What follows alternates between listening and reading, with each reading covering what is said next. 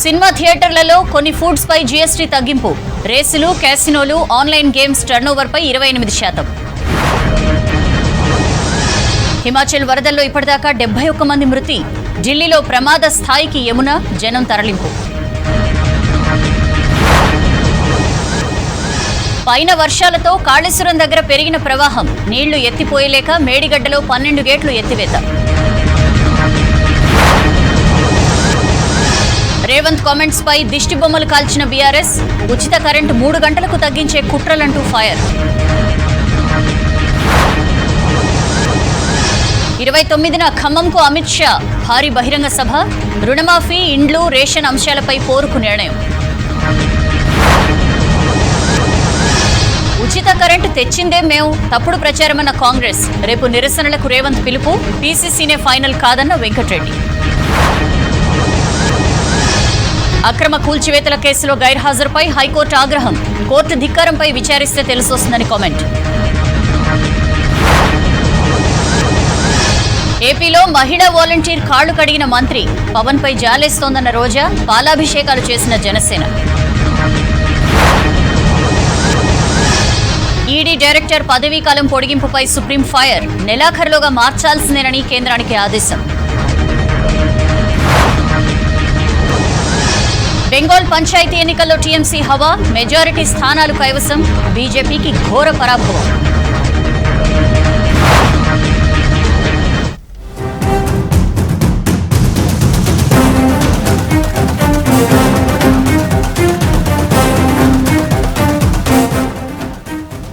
నిర్మలా సీతారామన్ అధ్యక్షతన జరిగిన 50వ GST council సమావేశంలో కీలక నిర్ణయాలు తీసుకున్నారు. ఆన్లైన్ గేమింగ్లపై జీఎస్టీ 28% విధిస్తూ కౌన్సిల్ నిర్ణయం తీసుకుంది. క్యాసినో, గుర్ర పందాలపై ఇక నుంచి జీఎస్టీ 28% విధించనున్నారు. ఆన్లైన్ గేమింగ్ ను జీఎస్టీ పరిధిలోకి చేర్చడానికి జీఎస్టీ చట్టాన్ని సవరణ చేయనున్నట్లు చెప్పారు. దీన్ని యాక్షన్ క్లెయిమ్ కింద తీసుకొస్తామని ప్రకటించారు. క్యాన్సర్ మెడిసిన్స్ పై జీఎస్టీని ఎత్తివేశారు. క్యాన్సర్ బాధితులకు అందించే ఫుడ్స్ పై కూడా జీఎస్టీ ఎత్తివేస్తున్నట్లు నిర్మల ప్రకటించారు. ప్రైవేట్ సంస్థలు అందించే ఉపగ్రహ ప్రయోగ సేవలను జీఎస్టీ నుంచి మినహాయించారు. సినిమా థియేటర్లలో అందించే ఫుడ్స్ పై జీఎస్టీ 5% తగ్గించారు. జీఎస్టీ ట్రైబ్యునల్స్ ఏర్పాటుకు కౌన్సిల్ ఆమోదం తెలిపింది. ట్రైబ్యునల్స్ ఏర్పాటైన తర్వాత జీఎస్టీకి సంబంధించిన వివాదాలు సులభంగా పరిష్కారం అవుతాయని నిర్మలా సీతారామన్ ప్రకటించారు. Being here, the 50th meeting of the GST Council was held today. 3 received exemptions. So they are cancer-related drugs, rare medicines for rare diseases, and food products for special medical purposes. These are 3 items on which exemptions have been provided. I can see one item which will be of great interest for you. On the taxability of food or beverages served in cinema hall, I would like Revenue Secretary to elaborate on it. On the GOM recommendation, particularly on casinos, race courses and online gaming, something on which the GST Council had formed a GOM in October of 2020. There will be some amendment to the GST law to include online gaming also in it. And simply put, you can of course seek clarification when you ask questions. Simply put, online gaming, horse racing and casinos will be taxed. They will be taxed at 28% each one, and they will be taxed on full face value. There can be greater explanations and details given by the Secretary and the board members. ఉత్తరాది రాష్ట్రాల్లో వర్షాలు దంచి కొడుతున్నాయి. హిమాచల్ ప్రదేశ్, ఉత్తరాఖండ్, హర్యానా, ఢిల్లీలో ఎడతెరిపి లేని వర్షాలకు జనజీవనం స్తంభించింది. నదులు ఉప్పొంగి ప్రవహిస్తున్నాయి. ఉత్తరాఖండ్కు రెడ్ అలర్ట్ ప్రకటించింది వాతావరణ శాఖ. హిమాచల్లో బియాస్ నది ఉప్పొంగి ప్రవహిస్తుండటంతో అనేక ప్రాంతాలు నీట మునిగాయి. ఇప్పటి వరకు హిమాచల్ ప్రదేశ్లో 71 మంది ప్రాణాలు కోల్పోయారు.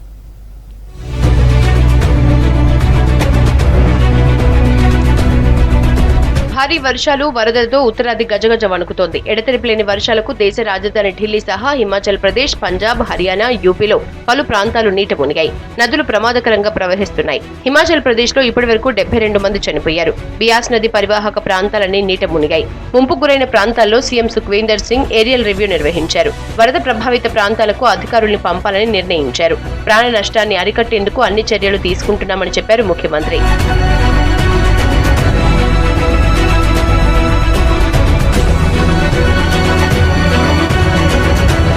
इस बाढ़ में बहुत कहर बरसाया है। कोई ऐसी पंचायत नहीं है हिमाचल प्रदेश की 3500 पंचायतों में जहां सड़कें टूट चुकी है। पेयजल योजनाओं का बुरा हाल है। अब हमारी जो सबसे वर्स्ट डिस्ट्रिक्ट कुल्लू है उसमें हमारा ये प्रयास है कि इस तरह यहाँ बिजली पहुँच जाए। जब बिजली पहुँचेगी तो जो हमारी पेयजल की योजनाएं हैं उसमें हम लोगों को सुचारू रूप से पानी दे सकेंगे। ఎడతెరిపిలేని కుంభవృష్టికి భారీగా ఆస్తి ప్రాణ నష్టం సంభవించింది. ఇప్పటివరకు 72 మంది ప్రాణాలు కోల్పోయారు. వేలాది ఇండ్లు వరదల్లో కొట్టుకుపోయాయి. అర డజన్కి పైగా వంతెనలు కొట్టుకుపోయాయి. సిమ్లా, కల్కా, మనాలి, చండీగఢ్ జాతీయ రహదారులతో సహా 1000కి పైగా రహదారుల్ని మూసేశారు. అనేక ప్రాంతాల్లో కరెంటు సరఫరా నిలిచిపోయింది. మంచినీటి కోసం జనం ఇబ్బందులు పడ్డారు. దాదాపు 3000 కోట్ల ఆస్తి నష్టం సంభవించినట్లు అధికారులు ప్రకటించారు. కొండ చర్యలు విరిగిపడుతున్నాయి. చందర్తాల్, పాగల్నల్లా, లాహౌల్, स्पीति सहा पलू प्रांताల్లో पर्यटकुలు చిక్కుకున్నారు. रेड अलर्ट आज हमारा उत्तराखंड के लिए है क्योंकि जितना ये क्लाउड मास था, जो कितना कन्फ्लुएंस था, वो आज उत्तराखंड के ऊपर है. इसके अलावा उसका एडजॉइनिंग नॉर्थ वेस्ट यूपी के ऊपर है, तो वहाँ हम एक्सट्रीमली हैवी एक्सपेक्ट कर रहे हैं. और इसके अलावा अगर आप हिमाचल की बात करें तो हिमाचल में सिग्निफिकेंटली रेनफॉल कम हो गया है और आज से हम यही उम्मीद करें हैवी रेनफॉल 6-7 सेंटीमीटर हो सकता है. अगर आप एनसीआर दिल्ली की बात करें जहां लाइट टू मॉडरेट रहने की उम्मीद है. ఉత్తరాఖండ్లోని గంగోత్రి జాతీయ రహదారిపై భారీగా కొండ చర్యలు విరిగిపడ్డాయి. శిథిలాల కింద చిక్కుకుని 4 ప్రాణాలు కోల్పోయారు. 10 మందికి పైగా గాయపడ్డారు. గంగా నది, అలకందన, కాళీ, బీన్ నదులు ఉప్పొంగి ప్రవహిస్తున్నాయి. ఉత్తరకాశీలో 5, రుద్రప్రయాగ్లో 1, వికాస్ నగర్లో 1 కొండ చర్యలు విరిగిపడి చనిపోయారు. కేదార్నాథ్ హైవేతో సహా మొత్తం 302 రోడ్లు మూసేశారు. ఉత్తరాఖండ్కి భారత వాతావరణ శాఖ రెడ్ అలర్ట్ జారీ చేసింది. పలు ప్రాంతాలకు ఆరెంజ్ అలర్ట్ జారీ చేసింది. రేపు, ఎల్లుండి యూపీలో భారీ వర్షాలు కురిసే అవకాశం ఉందని చెప్పింది. హిమాచల్ ప్రదేశ్లో వర్షాలు తగ్గాయని, ఢిల్లీలో తేలికపాటి వర్షాలు కురుస్తాయని ప్రకటించింది వాతావరణ శాఖ. కొండ చర్యలు విరిగిపడుతుండటంతో అప్రమత్తంగా ఉండాలని ప్రజలకు సూచించింది.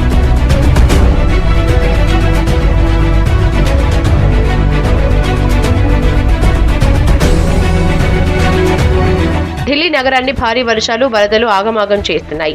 యమునా నది ఉధృతంగా ప్రవహిస్తోంది. పాత రైల్వే బ్రిడ్జి దగ్గర ప్రమాద స్థాయికి నీటి మట్టం చేరింది.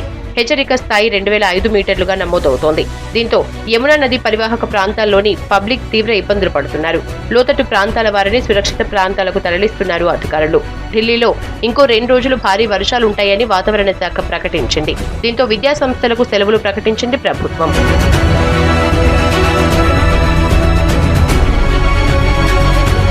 హర్యానా పంచకులలోని ఫ్లైఓవర్ బ్రిడ్జ్ పూర్తిగా కుంగిపోయింది. దీంతో ఇరువైపుల నుంచి వాహనాల రాకపోకలు నిలిచిపోయాయి. అధికారులు స్పందించి వెంటనే సహాయక చర్యలు చేపట్టాలని డిమాండ్ చేశారు స్థానికులు. రాజస్థాన్లోనూ 14 జిల్లాల్లో వర్షాలు ముంచెత్తాయి. మౌంట్ అబూలో 231 మిల్లీమీటర్ల వర్షపాతం నమోదైంది. రాజస్థాన్లో వరదల ధాటికి మొత్తం 7 చనిపోయారు. పంజాబ్లో భారీ వర్షాలు కురుస్తుండటంతో విద్యా సంస్థలకు ఈ నెల 13 వరకు సెలవులు ప్రకటించారు. మరో 3 రోజులు ఉత్తరాది రాష్ట్రాలకు భారీ వర్ష ముప్పు ఉందని అధికారులు చెప్పారు. భారీ వర్షాల హెచ్చరికల నేపథ్యంలో ఢిల్లీ, పంజాబ్, ఉత్తరాఖండ్ రాష్ట్రాల్లోని మొత్తం 39 ఎన్డీఆర్ఎఫ్ బృందాలు మోహరించాయి. ఒడిశా, మహారాష్ట్రల బృందాలు కూడా సిద్ధంగా ఉన్నాయి. ఈ నెల 29న ఖమ్మం బహిరంగ సభకు అమిత్ షా రానున్నారు. రుణమాఫీ, డబుల్ ఇండ్లు, రేషన్ కార్డులపై పోరాడాలని నిర్ణయించింది బీజేపీ. ఇవాళ పార్టీ ముఖ్య నేతల సమావేశం జరిగింది. ఇందులో 100 రోజుల కార్యాచరణపై చర్చించారు లీడర్స్.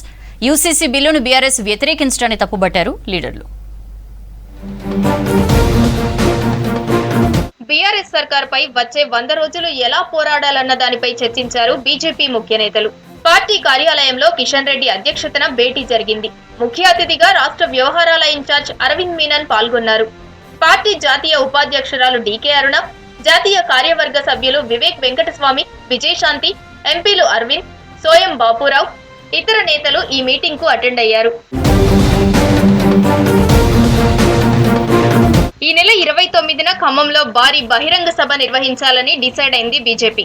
ఈ సభకు అమిత్ షా రానున్నారు. ఇక డబుల్ ఇండ్లు, రుణమాఫీ, రేషన్ కార్డులపై జనంలోకి వెళ్లాలని నిర్ణయించారు లీడర్లు. రుణమాఫీపై అన్ని జిల్లా కేంద్రాల్లో రైతులతో సభలు నిర్వహించాలని నిర్ణయించారు. అలాగే రాష్ట్రంలోని 119 నియోజకవర్గాల్లో ఇతర రాష్ట్రాల నుంచి ముఖ్య నేతలు పర్యటిస్తారని నేతలు తెలిపారు. యూసీసీ బిల్లులను కేసీఆర్ వ్యతిరేకించడం దుర్మార్గం అన్నారు లక్ష్మణ్. రైతులపై కాంగ్రెస్ కు చిత్తశుద్ధి లేదన్నారు. రాష్ట్రంలో అధికారంలోకి రావడానికి హైకమాండ్ ప్లాన్ సిద్ధం చేసిందన్నారు. అవినీతిలో కూరుకుపోయిన కేసీఆర్ మొహం చెల్లకనే ప్రధాని పర్యటనకు దూరంగా ఉన్నారని విమర్శించారు. తెలంగాణలో బీజేపీ సర్కార్ అనేటువంటి ఆలోచనతో ముందుకొస్తున్న సందర్భంలో ఖచ్చితంగా తెలంగాణలో కూడా డబుల్ ఇంజన్ సర్కార్ ఏర్పాటు, దళిత బంధు పేరు మీద అవినీతికి పాల్పడుతున్నారని చెప్పే స్థితికి వచ్చిందంటే రాబో ఎన్నికల్లో ఈ 30% కమిషన్ ప్రభుత్వాన్ని ప్రజలు తప్పకుండా తిప్పికొడతారనేటువంటి సంపూర్ణ విశ్వాసం. ఎమ్మెల్యే సీతక్కను సీఎం చేస్తామంటూ రేవంత్ చేసిన కామెంట్స్ పై స్పందించారు ఎంపీ అరవింద్. అవసరమైతే కాదు, సీతక్కనే సీఎం చేస్తామని చెప్పొచ్చు కదా అని ప్రశ్నించారు. ఫస్ట్ సీతక్కను పీసీసీ ప్రెసిడెంట్ చేయాలన్నారు. ఇక ముస్లిం ఓట్ల కోసమే యూసీసీ బిల్లుకు బీఆర్ఎస్ మద్దతు ఇవ్వటం లేదన్నారు అరవింద్. కేసీఆర్ ఉమ్మడి పౌరసత్వానికి కాదు, అది ఒకసారి పార్లమెంట్లో ప్రవేశపెట్టి అది ఒకసారి పాస్ అయిపోయినాక కేసీఆర్కి ఇబ్బందికరంగా ఉంటే కేసీఆర్ దేశం నిష్పెట్టిపోవచ్చు. ఎవరు వద్దన్నారు ఆయనని. ఆమె కోవిడ్లో ఆమె సేవ చేసింది. రేవంత్ రెడ్డి ఏడున్నాడు కోవిడ్లో బయటకు వచ్చిందా. ఇప్పుడు పీసీసీ బ్రాండ్ ఏమన్నాడు ఆమెని. అవసరమైతే ఇవన్నీ పనికిమాల పాలిటిక్స్ ఇవన్నీ కాంగ్రెస్ పార్టీ చూసి జనాలు యాస్టకు వచ్చింది. 9 ఏళ్లలో బీఆర్ఎస్ చేసిన అభివృద్ధి ఏంటో చెప్పాలన్నారు బీజేపీ మాజీ ఎమ్మెల్యే చింతల రామచంద్రారెడ్డి. 1,00,000 కోట్ల బడ్జెట్ లో 30% కల్వకుంట్ల కుటుంబానికి ట్యాక్స్ కట్టాల్సిన పరిస్థితి ఉందన్నారు.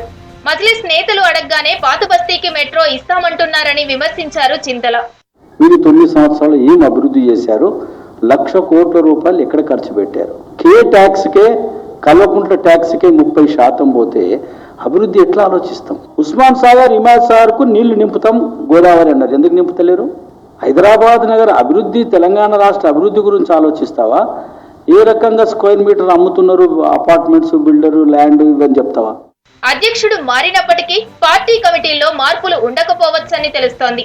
ఎన్నికల కమిటీలు ఏర్పాటు చేసుకుని ముందుకు పోయే ఆలోచనలో ఉన్నారు కిషన్ రెడ్డి. ప్రస్తుతం ఉన్న కమిటీని మార్చితే అసంతృప్తులు పెరిగే అవకాశం ఉంటుందన్న ఆలోచనలో ఉన్నారు బీజేపీ లీడర్లు. అమెరికాలో పీసీసీ చీఫ్ రేవంత్ రెడ్డి చేసిన కామెంట్స్ కాంగ్రెస్ తో పాటు రాష్ట్ర రాజకీయాల్లో పెను దుమారం రేపుతున్నాయి. సీతక్క సీఎం అన్న వ్యాఖ్యలకు పార్టీలోనే భిన్నాభిప్రాయాలు వ్యక్తమవుతుండగా ఉచిత విద్యుత్పై చేసిన వ్యాఖ్యలకు నిరసనగా బీఆర్ఎస్ నేతలు ఆందోళనలు చేస్తున్నారు.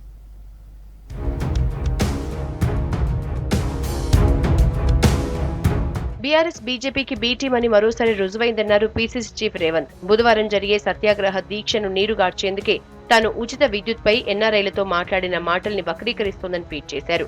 అంతకుముందు రేవంత్ రాష్ట్రంలో 8 గంటల ఉచిత విద్యుత్ సరిపోతుందని, కమిషన్ల కోసమే కేసీఆర్ 24 గంటలని చెప్తున్నారని విమర్శించారు. తెలంగాణలో 95% రైతులు 3 ఎకరాల లోపున్న చిన్న సన్నకారు రైతులు. 3 ఎకరాల లోపల ఉంటే 1 ఎకరాకు నీళ్లు పారించాలి అంటే 1 గంట చాలు. 3 ఎకరాలకు నీళ్లు పట్టాలి. ఫుల్ 3 ఎకరాలు వ్యవసాయం చేస్తే రైతుకు 3 గంటలు చాలు. టోటల్ ఒక 8 గంటలు ఉచిత విద్యుత్ ఇస్తే సరిపోతుంది. కేవలం విద్యుత్ సంస్థల దగ్గర కమిషన్లకు కట్టుబడి వ్యవసాయం 24 గంటలు అనే స్లోగన్ తీసుకొచ్చాడు.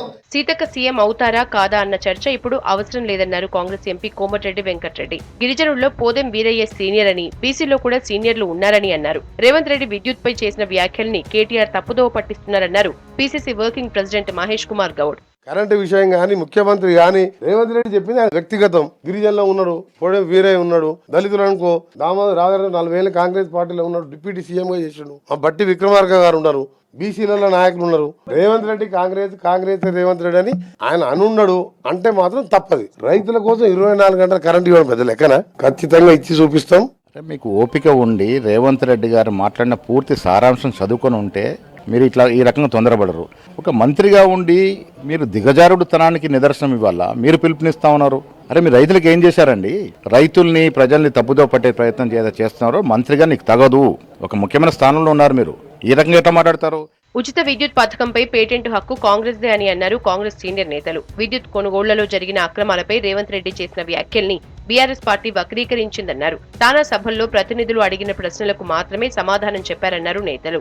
దీన్ని రాజకీయంగా ఏదో చేయాలని చూస్తే తమ్మిని చేసి 2 సార్లు ఓట్లు వేయించుకున్నారు. ఈ గారడి విద్యలు, ఈ మాటలు ప్రజలు నమ్మే విధంగా లేదు. అమెరికాలో ఉన్న ఎన్ఆర్ఐస్ ఒక ప్రశ్న అడిగినప్పుడు దానికి సమాధానంగా చెప్పారు. అంతేగాని మేము 24 గంటలు ఉచిత కరెంటు తీసేస్తామని కానీ లేకుండా చేస్తామని చెప్పలేదు. ఉచిత కరెంటు కాంగ్రెస్ పార్టీ వస్తే తీసేస్తుందట అని చెప్పి, అరే దిమాక్ లేని వాళ్ళు ఉన్నాడు. ఎలక్ట్రిసిటీ మినిస్టర్ ఎవడో ఉన్నాడు, ఈ కేటీఆర్ పిచ్చి సన్నాసులారా. ఈ దేశంలో 6,40,900 గ్రామాలకు కరెంట్ ఇచ్చింది కాంగ్రెస్ పార్టీ. రేవంత్ రెడ్డి ఏది మాట్లాడినా సరే మీరు ట్రోల్ చేసుడు, వక్ర మార్గాల్లో వైరల్ చేసుడే పరిస్థితి వచ్చింది. విద్యుత్ కొనుగోలులో సీఎం కేసీఆర్ అవినీతికి పాల్పడ్డారన్నారు కాంగ్రెస్ ప్రచార committee chairman Madhu Yaskhi Goud. Current కోతలకు నిరసనగా విద్యుత్ సబ్ స్టేషన్, ఎమ్మెల్యే ఇళ్ల ముందు ఆందోళన చేయాలని పార్టీ శ్రేణులకు పిలుపునిచ్చారు. మరోవైపు కాంగ్రెస్ కు పెరుగుతున్న ఆదరణ చూసి బీఆర్ఎస్ లో వణుకు పుడుతోందన్నారు మాజీ ఎంపీ పొన్నం ప్రభాకర్. అందుకే ఉచిత విద్యుత్ పై అనవసర రాద్ధాంతం చేస్తున్నారని విమర్శించారు. పీసీసీ చీఫ్ రేవంత్ రెడ్డి ఉచిత విద్యుత్పై చేసిన వ్యాఖ్యలపై మండిపడ్డారు బీఆర్ఎస్ నేతలు. ఆయన వ్యాఖ్యలకు నిరసనగా రాష్ట్ర వ్యాప్తంగా రేవంత్ దిష్టిబొమ్మలు దగ్ధం చేశారు.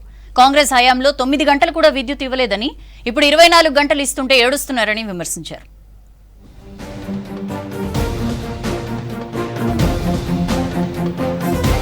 రైతు వ్యతిరేక విధానాలను కాంగ్రెస్ మరోసారి బయటపెట్టిందన్నారు మంత్రి కేటీఆర్. ఉచిత విద్యుత్ రద్దు చేయాలన్న దుర్మార్గపు ఆలోచనకు నిరసనగా రాష్ట్ర వ్యాప్తంగా ఆందోళనకు పిలుపునిచ్చారు. ఉచిత విద్యుత్ వద్దన్న కాంగ్రెస్ కు ఎన్నికల్లో షాక్ ఇవ్వాలని ట్వీట్ చేశారు మంత్రి హరీష్ రావు. రైతులకు ఉచిత విద్యుత్ ఇవ్వడం రేవంత్ రెడ్డికి ఇష్టం లేదన్నారు మంత్రి గంగుల కమలాకర్. రేవంత్ తో ఇదంతా చంద్రబాబు మాట్లాడిస్తున్నారని ఆరోపించారు. తెలంగాణను ఏపీలో కలిపేందుకు హస్తం పార్టీ కుట్ర చేస్తుందని విమర్శించారు మంత్రులు. రేవంత్ రెడ్డి గారు ఈ రోజు చంద్రబాబు నాయుడు గారి మాటలు రేవంత్ రెడ్డి గారి నోట్లకెళ్ళి బయటకు పడ్డాయి. ఈ రోజు రైతులకు 3 గంటల కరెంటు చాలు, రైతులకు ఉచిత కరెంటు ఇవ్వడము తప్పు అనే మాట మాట్లాడారు. ప్రభుత్వంలో రాకముందే కాంగ్రెస్ పార్టీ యొక్క విధానాన్ని బహిర్గతపరిచిండ్రు. రైతుతోని గోక్కున్నాడు ఎవడు బాగుపడ్డ చరిత్ర ఈ దేశంలో లేదు. మరి నీ పిసిసి ప్రెసిడెంట్ 3 గంటల కరెంటు చాలన్నాడు. మరి మీ ఏఐసిసి ఒప్పుకుందా, లేదంటే మీరు యాక్షన్ తీసుకుంటారా? నేను ఇక్కడ ఉన్న రాష్ట్ర తెలంగాణ పిసిసి నాయకులకు కూడా చెప్తున్నా, దీన్ని మీరు ఇంకా ఎంకరేజ్ చేసి మాట్లాడితే మీకు కూడా పుట్టగతులు ఉండవు. బ్లాక్ మెయిల్ చేసుకుని బతికే రేవంత్ రెడ్డికి వ్యవసాయం గురించి ఏం తెలుసని ప్రశ్నించారు బీఆర్ఎస్ నేత దాసో శ్రావణ్.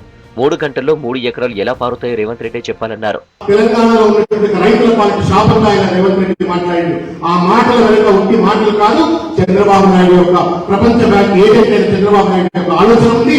ఆయన యొక్క దుర్మార్గమైనటువంటి వ్యవసాయ వ్యతిరేక విధానాలు ఉన్నాయి కాబట్టి దాన్ని తప్పనిసరిగా తిరగొట్టాలని చెప్పి ఈ సందర్భంగా విజ్ఞప్తి చేస్తా ఉన్నాను. బీజేపీ పార్టీకి అనుకూలంగా బీఆర్ఎస్ పార్టీ వ్యవహరిస్తే పార్టీకి రాజీనామా చేస్తారన్నారు మంత్రి పువ్వాడ అజయ్ కుమార్.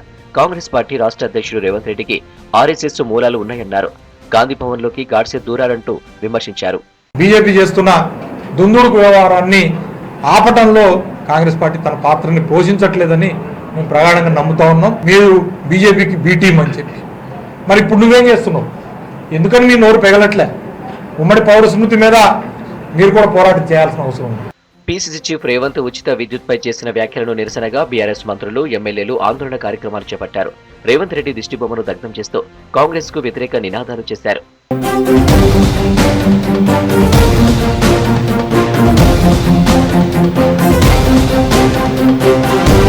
మేడ్చల్ మల్కాజ్గిరి జిల్లా మూడుచిత్తలపల్లి మండలం ఉషార్పల్లిలో మంత్రి మల్లారెడ్డి కాన్వేను అడ్డుకున్నారు స్థానికులు. గ్రామంలో రోడ్లు, డ్రైనేజీలు అధ్వానంగా ఉన్నాయన్నారు.